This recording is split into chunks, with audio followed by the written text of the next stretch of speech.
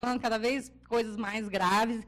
Esse, na verdade, nunca foi ao ar, porque foi considerado que ele era revelador demais, ou seja, ele dava pistas reais sobre coisas, sobre a bomba atômica, por exemplo, que não tinha sido lançada, certo?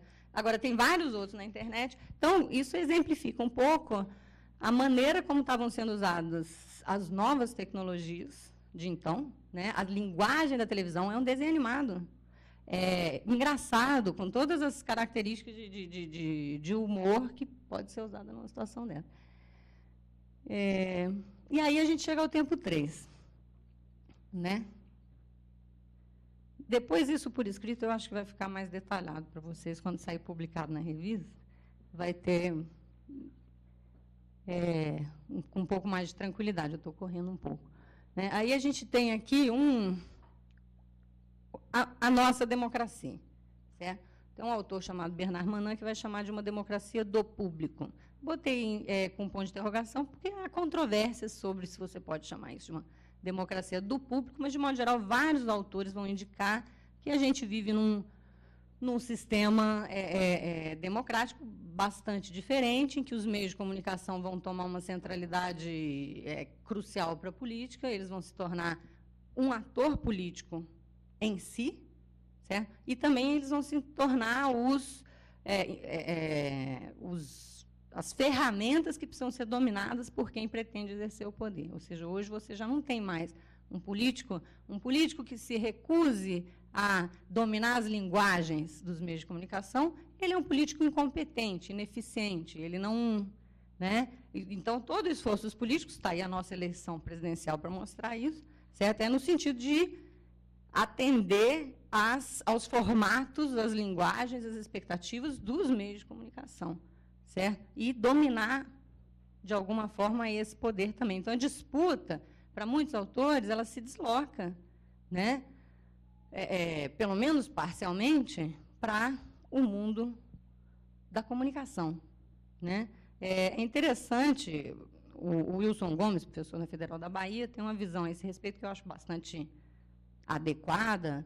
Ele diz, não é que mude tudo na política. A política tem ele vai falar, a política tem um aspecto, uma dimensão ad intra e uma dimensão ad extra. Ou seja, a política ela tem um lado que é de gabinete, são decisões que não são tomadas publicamente. Você não tem uma necessidade de responder diante do público. Certo? Agora, a política também tem um lado que precisa ser publicizado, ou seja, ela precisa se comunicar com a sociedade. Isso qualquer política, em qualquer tempo. Então, o Wilson vai dizer, o que muda mais é essa segunda dimensão da interface entre o Estado, a política, o poder e a sociedade.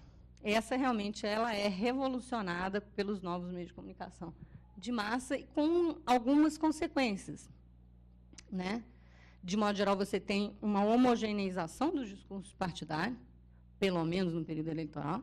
Eles se tornam mais parecidos, por quê? Inclusive porque eles passam a se basear em pesquisas de opinião, certo? E as pesquisas de opinião dizem as mesmas coisas sobre o mundo, então os políticos e candidatos vão acabar falando também coisas bastante parecidas.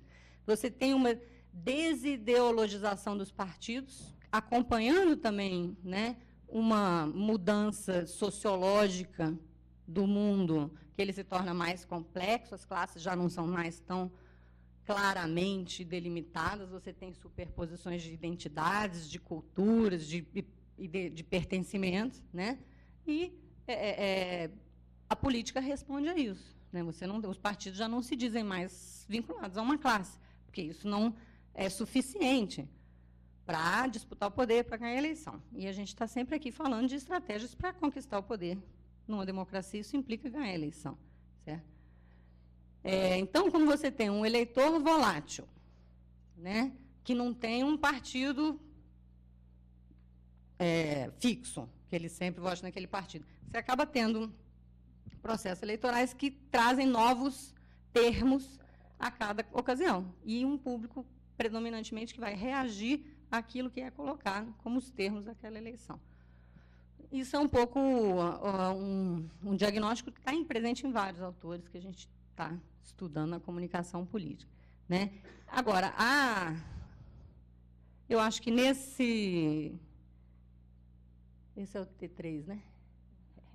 Aqui, que eu gostaria de pensar menos em termos cronológicos evolutivos de tempo e mais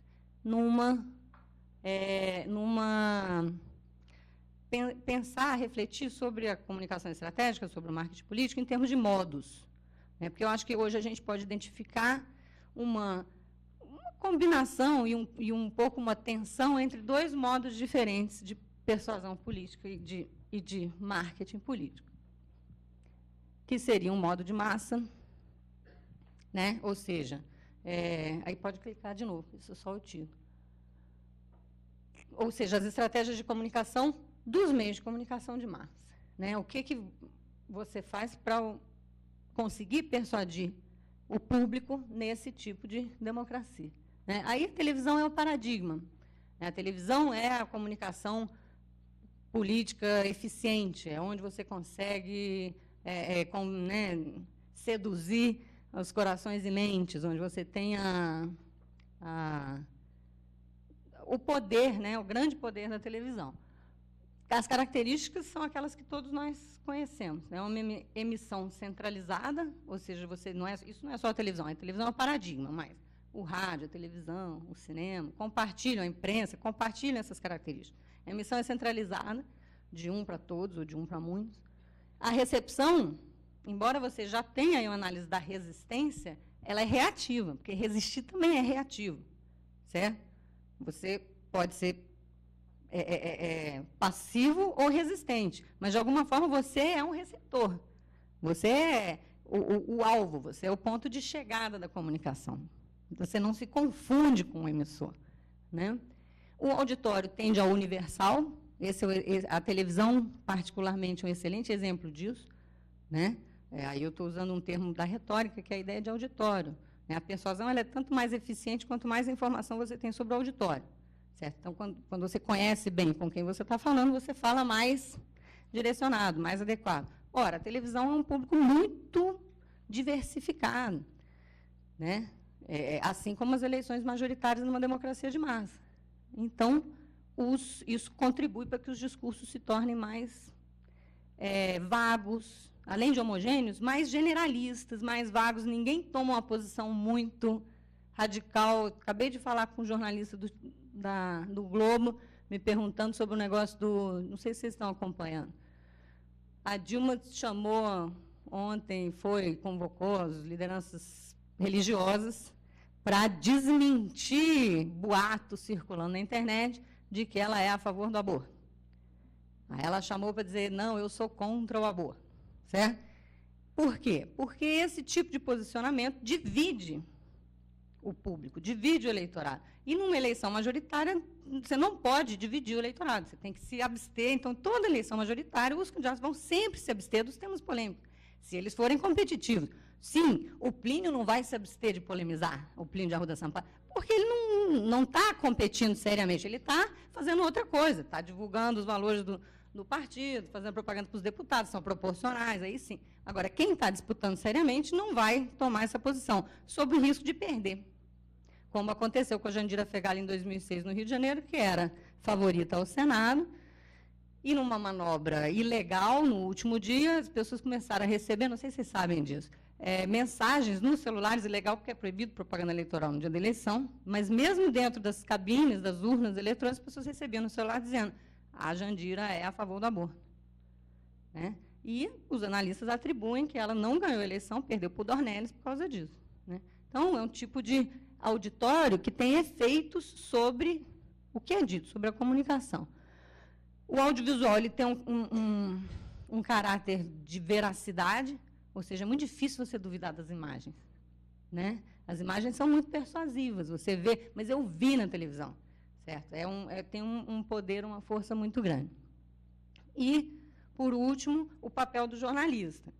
Né? A free media, a imprensa, vista como um mediador legítimo, um porta-voz dos interesses do público para o governo, um termômetro da opinião pública, um vigilante das instituições democráticas e do próprio Estado, e isso também é uma característica desse modo da comunicação de massa. E aí, um pouco, o último ponto o que muda nesse cenário, com os novos meios de comunicação de massa. Com os novos meios de comunicação de rede, certo? Porque você tem aí uma novidade. Eles funcionam de uma forma completamente diferente. Como é que se faz marketing político, certo? Na internet, no celular, nas redes sociais, né? Nos novos ambientes, se a gente quiser, ambiente é bom, né? Nos novos ambientes de comunicação. A internet é o paradigma, a emissão é de todos para todos. Claro que a gente tem que problematizar isso, né? Os emissores têm poderes diferentes, né? O próprio fato da internet ser um repositório universal de tudo, ou seja, está tudo na internet, a informação está toda lá, isso pode ser paralisante do ponto de vista do usuário. Eu quero saber, mas eu tenho que procurar.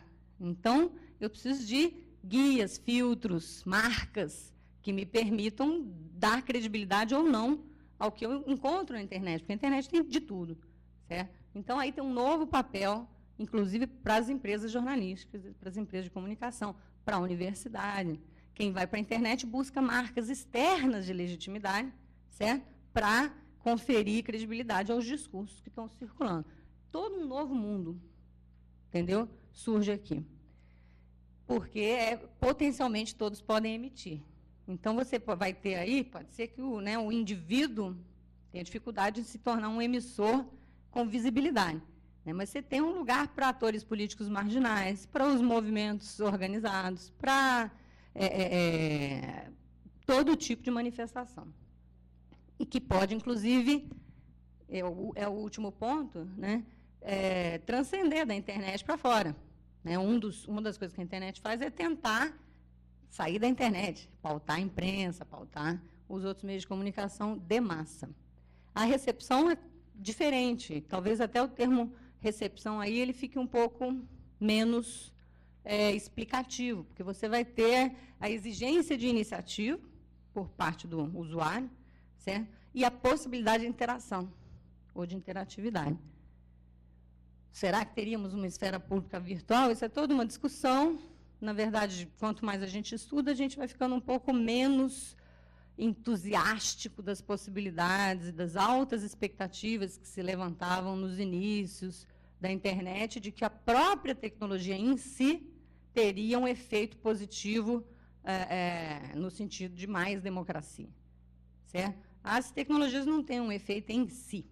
As tecnologias elas têm usos e apropriações por parte da sociedade. Certo? Então, na verdade, o que a gente vê são apropriações. Eu estou agora terminando um estudo qualitativo com 12 grupos focais com usuários de internet, pessoas que dizem, não, eu me informo sobre política na internet. Já tem pessoas assim.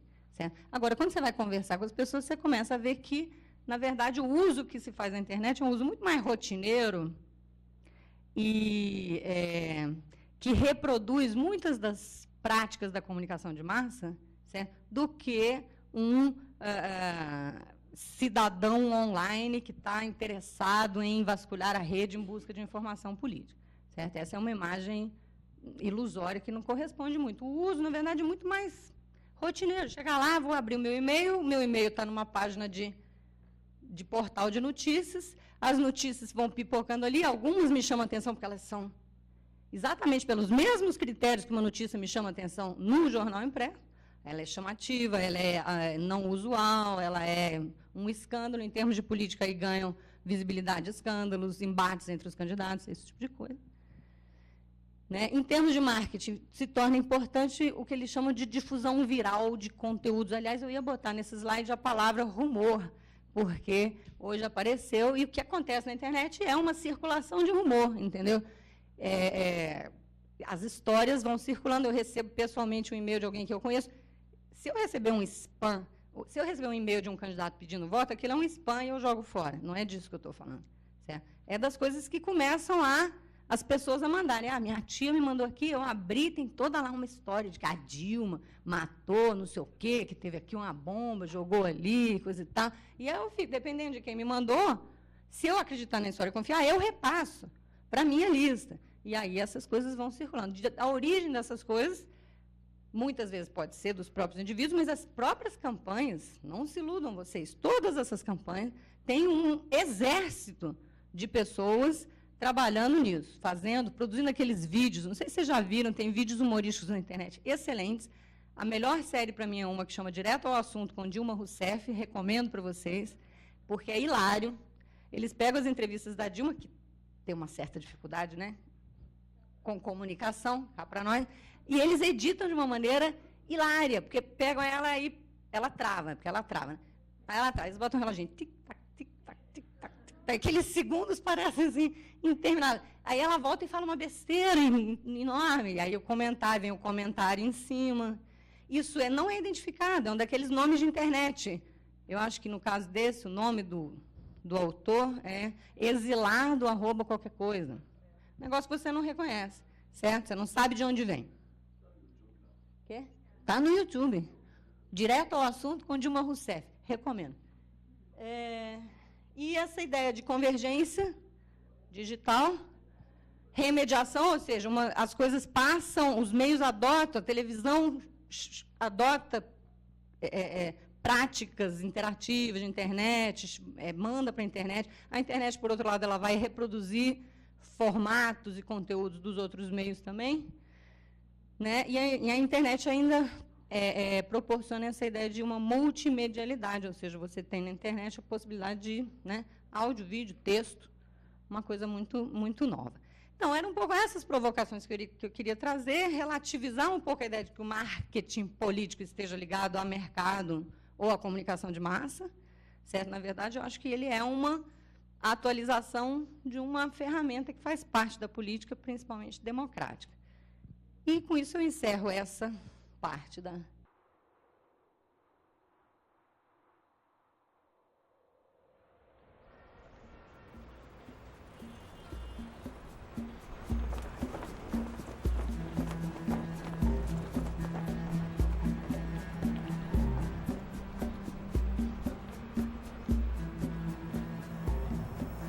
Todo mundo tem o seu lado bom e o seu lado sombra.